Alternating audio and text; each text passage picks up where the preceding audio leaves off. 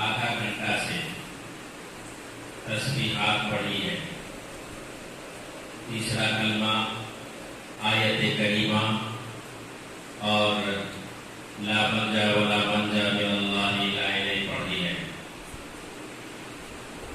یہ ایک خاص مقصد کے تحت پڑھایا گیا ہے۔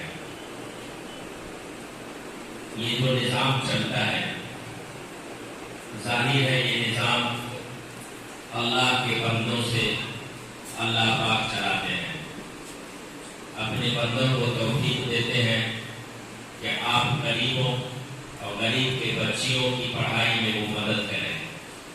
انہی میں سے ایک صاحب ہیں مدثر، ان کی فیملی کا اس ادارے پر بڑا احسان ہے، ان کے والد کا اس ادارے پر خاص کر بڑا احسان ہے، اور اسی کے رشتے دار ہے صالح بابو، ان کا بھی اس ادارے پر بڑا احسان ہے۔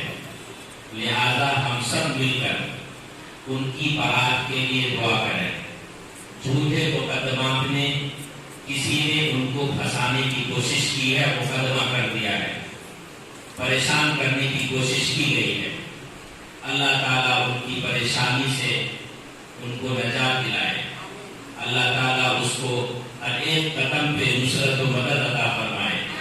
سب مل کر کے دعا کریں کہ اللہ تعالیٰ 28 تاریخ کو جو فیصلہ آنے والا ہے، اس فیصلے میں اللہ تعالیٰ پوری فیملی کے ممبران کو خوشیاں عطا فرمائے، غموں سے غموں سے حفاظت فرمائے۔